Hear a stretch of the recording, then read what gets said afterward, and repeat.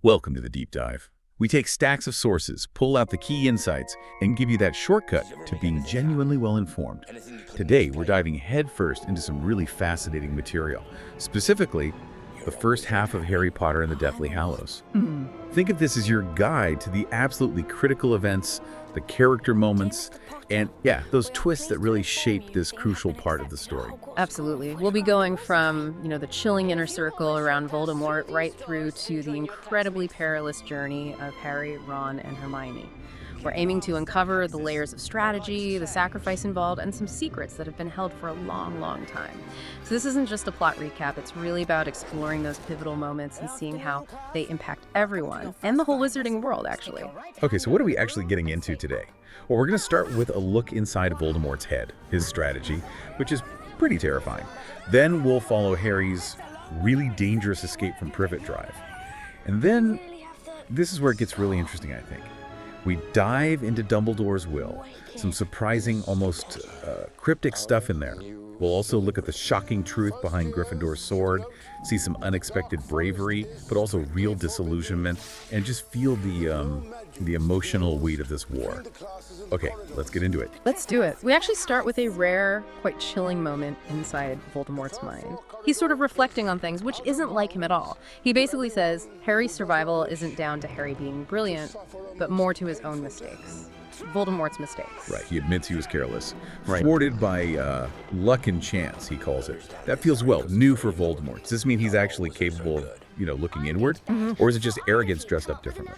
That's a great point. It looks a bit like humility, maybe, but I'd argue it's actually more dangerous. It's calculated. He's not admitting weakness, not really. He's admitting a tactical mistake. And now he's correcting course with this chilling focus when he says, I know better now, I must be the one to kill Harry Potter. That's not just ego, it's pure refocused strategy. And you see that straight away with the demand for a wand, specifically from Lucius Malfoy, who looks, yellowish and waxy. Even his most loyal are expendable now. Yeah, and just to really hammer home the darkness from the get-go, there's that terrible drawn-out cry of misery and pain from under the table. Confirms Wormtail's got a prisoner down there. It just sets this incredibly bleak, foreboding tone, doesn't it? Shows the ruthlessness. Exactly. So Voldemort's recalibrating, and then we shift to Harry's world where his own ties, his fragile ties to the past, are about to break. Starting with the Dursleys leaving. Despite how much they hate magic, they are properly scared of Voldemort. You see Uncle Vernon actually struggling to say please, and they're just dressed for, travel. Uncle Vernon in his fawn zip-up jacket, Aunt Petunia in her neat salmon-colored coat. It really highlights how vulnerable they are outside that house. And in all that fear and awkwardness, there's that one moment that really stands out. Dudley's gratitude. After Harry saved him from the Dementors, Dudley actually mumbles, "You saved my life." And Harry thinks, for Dudley, that's like, I love you? It's such a small thing, but it feels huge. It shows even someone like Dudley can change, right? For Harry, it feels like the real end of that part of his life at Privet Drive. And Kingsley Shacklebolt is key here, too. He's the one who convinces the Dursleys to actually accept protection. His ability to dress like a muggle, his whole demeanor, that slow, low, deep voice that makes him different in their eyes, shows the Order really thought about how to handle them. The final goodbye itself is, it's quiet, isn't it? Petunia hugs Dudley. Dudley gives Harry this awkward handshake. So see ya. It's just an understated end to that whole chapter. Yeah, and from that quiet departure, bang, we're straight into chaos. The Seven Potters plan. You get this sense of organized chaos, sort of comforting in a way, as all these Order members turn up at Privet Drive. The description's great. Hagrid on his massive motorbike, people landing on brooms, and even those skeletal black-winged horses, the Thestrals. And it's a real roll call of familiar faces showing up. Ron, Hermione, Fred and George, Bill looking pretty scarred, long hair now, Mr. Weasley, Moody, Tonks. Tonks has got bright pink hair, just married Lupin. And Lupin's there too, looking, grayer, more lined. Fleur's there. Even Mundungus Fletcher looking, small, dirty hangdog. It's packed. And Moody lays out why the plan is needed. The Ministry, basically run by Voldemort now, has made it illegal to use the Floo network, portkeys, or apparition to get Harry out. All in the name of your protection. Yeah. Which is obviously rubbish. It's to trap him. Plus, Harry's still underage, so the trace is still on him, right? That charm that tracks underage magic. Exactly. Which leads to the really shocking part. There will be 7 Harry Potters moving through the skies tonight, using Polyjuice Potion. That's the brew that makes you look like someone else. It's an extreme step, shows just how high the stakes are. Harry naturally hates the idea, refuses at first, but Moody basically says tough luck, growling, if it has to come to force, then it will. Though Fred and George still manage a joke about being stuck as Specky Scrawny gets forever. Gotta love them. But the plan, well, it goes wrong almost instantly. Death Eaters are waiting. They were surrounded the moment we took off. And the losses start immediately. Hedwig, Harry's owl, gets hit. Just like that. A huge personal blow for Harry. Then George loses an ear, described as a clean, gaping hole. Probably Snape's spell, Sectum Sempra. And George, even then, makes that dark joke. Saint-like, Holey, it's grim, but it's so George. But the really devastating loss is Mad-Eye Moody. Bill Weasley reports Voldemort himself went straight for Moody's group. Moody was hit full in the face, fell off his broom. They couldn't even recover his body. It's just brutal. War has arrived, and Mundungus Fletcher disapparated, vanished, just bolted when things got tough. Typical. Yeah, and the immediate fallout is suspicion. Lupin stored away things, betrayed. Voldemort knew that you were being moved tonight. He tests Harry, asks him a question only the real Harry would know, a Grindylow in a tank from Lupin's defense against the dark arts class. Just to be sure. He doesn't test Hagrid, though. Says Hagrid's half-giant Polyjuice Potion is designed for human use only. It's all incredibly tense, that suspicion hanging in the air. And it leads to Lupin calling Harry out on something important, his fighting style, or lack of it, maybe.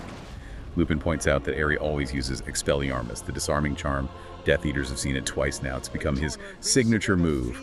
He warns Harry that doing it again, especially against someone like Stan Shunpike, who might be under the Imperious Curse, well, it's close to suicidal. What does that say, really? About Harry's morality versus, the reality of fighting this war. It's a tough question, isn't it? It really draws that line between mercy, which is Harry's instinct, and what's needed to actually survive. Disarming is noble, yeah? But in this fight, it's becoming a weakness, a liability.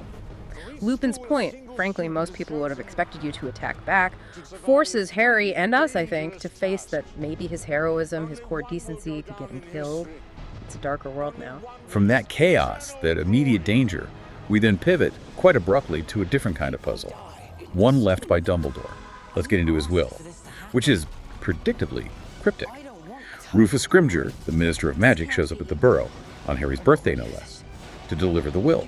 Apparently the Ministry held on to Dumbledore's stuff for 31 days, using some decree for justifiable confiscation. They suspected Dumbledore was passing on dark artifacts. Hermione's reaction is perfect, isn't it? Thought Dumbledore was trying to pass as something cursed. You can just hear her indignation. The Ministry's clearly not trusted. Not at all. And the actual bequests, pure Dumbledore.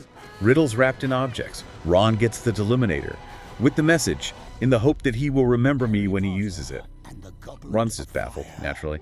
It's basically a fancy light switch, right? Or so it seems. We know it turns out to be much more. Hermione gets Dumbledore's own copy of The Tales of Beedle the Bard, hoping she'll find it entertaining and instructive. Oh, and Hermione, her intuition is just spot on. She immediately thinks, okay, this book matters. And Harry. He gets the golden snitch, the first one he ever caught in Quidditch. As a reminder of the rewards of perseverance and skill, later, of course, it reveals that inscription, I open at the close. What does it mean? They have no idea yet. But it's classic Dumbledore, isn't it? A clue that only makes sense right at the very end. These aren't just gifts, they're tools. Guidance. Definitely. And adding to all this tension, Lupin drops another bombshell, new ministry laws. Attending Hogwarts is now obligatory, and students have to prove their blood status. They're actively hunting Muggle-borns. It's a really chilling sign of how tight Voldemort's grip on the Ministry is becoming, and how fast their world is changing for the worse. Right, and this deep dive into Dumbledore, his will, it sort of bleeds into this wider theme of disillusionment, doesn't it? Finding out unsettling things about him.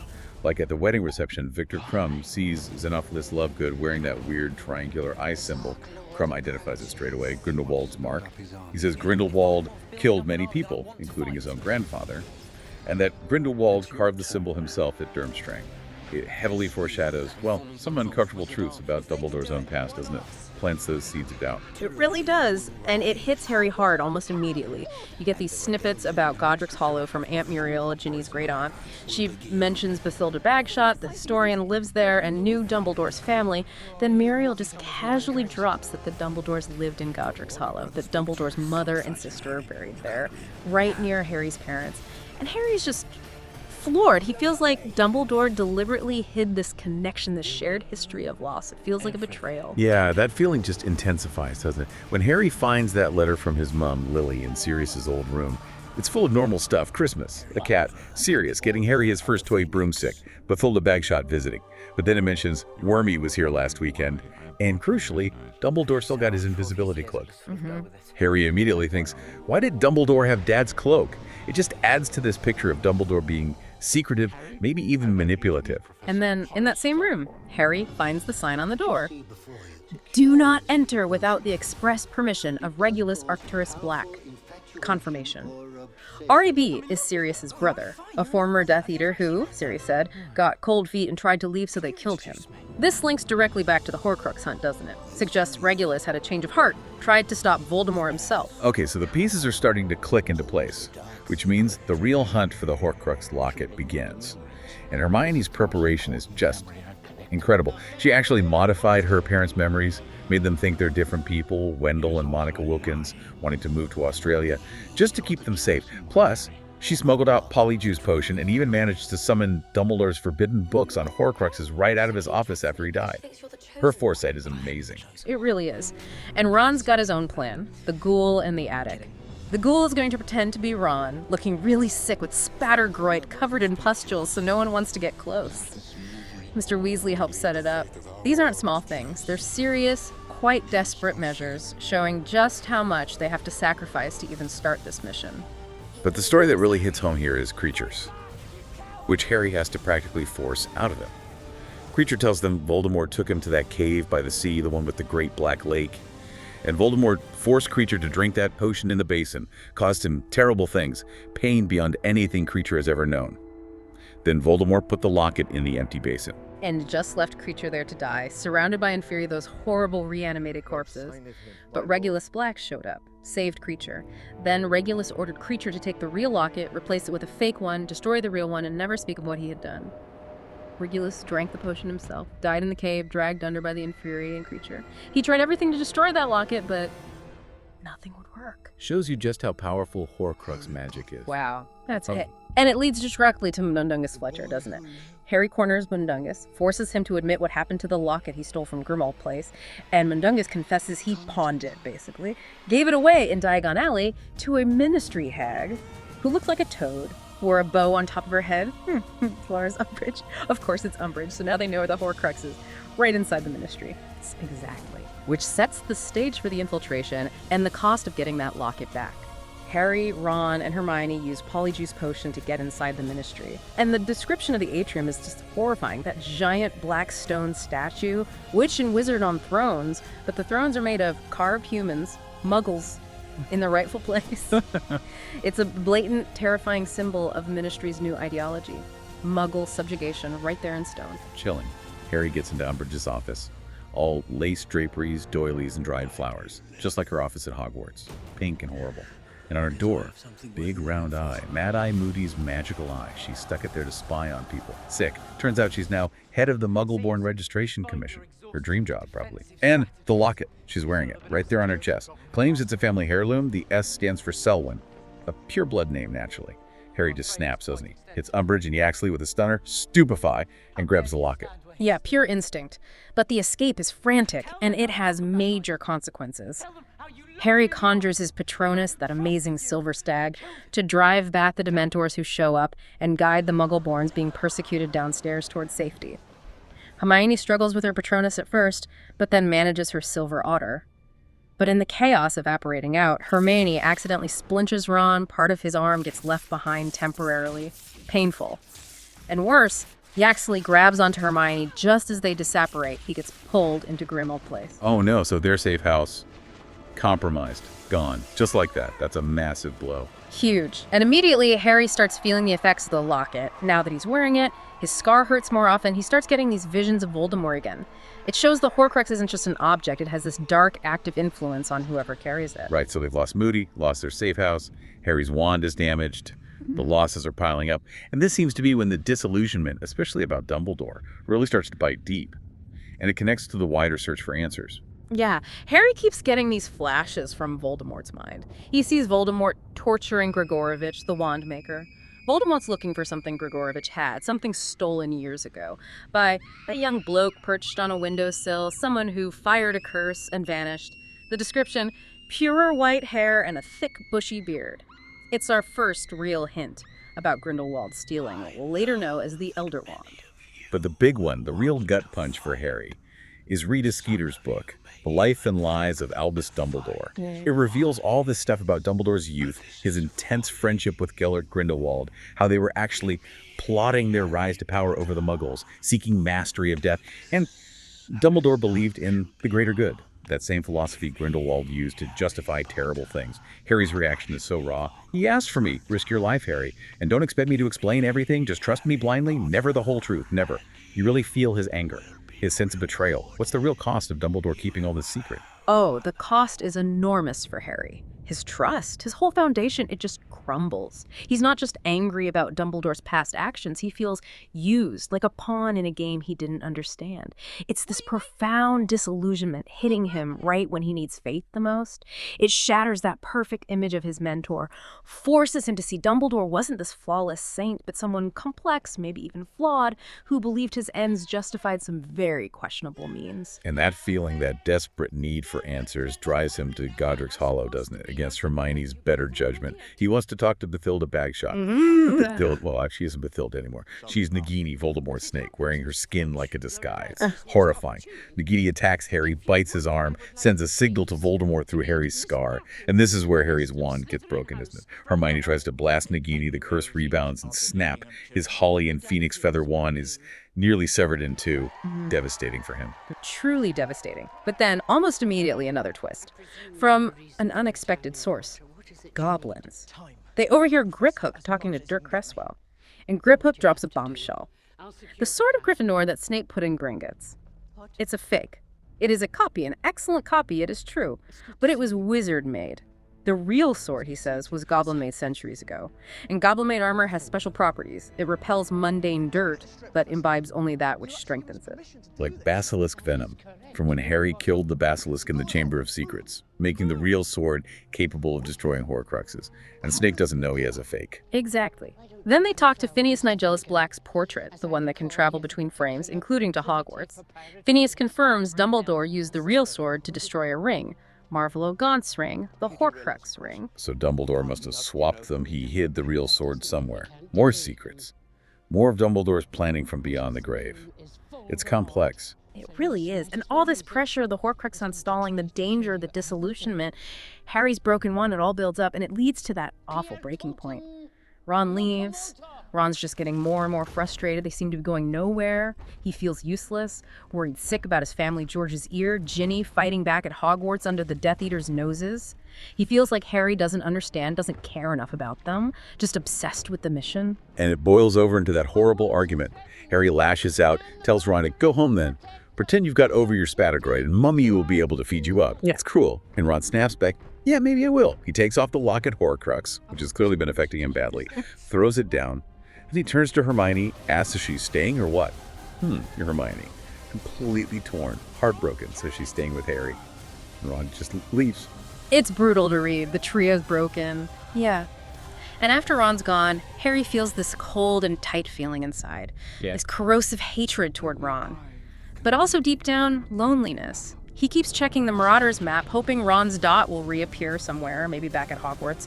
But it doesn't. The emotional toll is just immense. But then, weeks later, Harry's on watch, miserable. And this silver doe, Patronus, appears. Just appears in the woods. It feels comforting, familiar. He even connects it somehow to his mother's handwriting. It leads him somewhere. Yes, it leads him to this frozen pool in the forest. And at the bottom, gleaming in the dark water, the sword of Gryffindor, the real one. Harry, impulsive as ever, jumps in to get it, but the locket Horcrux, which he put back on, suddenly tightens around his neck, tries to strangle him, and just then Ron reappears. He pulls Harry out of the freezing water, grabs the sword himself. Ron, how did he find them? The Deluminator. That thing Dumbledore left him, it showed him the way back. Incredible. Incredible foresight from Dumbledore. So Ron, with the real sword, faces the locket Horcrux, which Harry took off. He speaks Parseltongue snake language to open it, something he picked up from Harry muttering in his sleep. Oh, wow. I forgot that detail. Yeah, and when it opens, the Horcrux tries to torment Ron, shows him his worst fears, spiders, Hermione choosing Harry over him. But Ron resists. He stabs the locket with the sword of Gryffindor. The Horcrux screams, then just bursts apart. Smoke pours out. It's destroyed. A massive victory. And a massive moment for Ron. He faced his demons, literally, and destroyed a piece of Voldemort's soul. Yeah. They hug, Harry and Ron. Huge relief. Renewed friendship. Harry says flat out, Ron saved my life. Hermione's reaction, though. Well, it's pure Hermione, isn't it? She's furious at first. Punches Ron, shouts at him. Harry has to put a shield charm between them. Yeah. Until Ron explains about the Deluminator, how it showed him a ball of light, led him right to them. They talk about the Silver Doe, too. Whose was it? They don't know yet. Hermione eventually calms down. Sort of. Still gives Ron a hard time, but the trio is back together. But there's one last sting in the tail for Harry in this section. His wand. After everything, he tries to use it, maybe to repair something, and finds it's truly broken, nearly severed in two. Beyond fixing, it seems. This isn't just losing a tool, it feels deeper. He feels fatally weakened, vulnerable, and naked, like his power is gone. It strips him down, doesn't it? Right after this big win, forces him to rely on more than just his magic, maybe. On his friends, his own resilience. Absolutely. It's a significant blow, leaving him feeling incredibly vulnerable just as things are getting even more dangerous.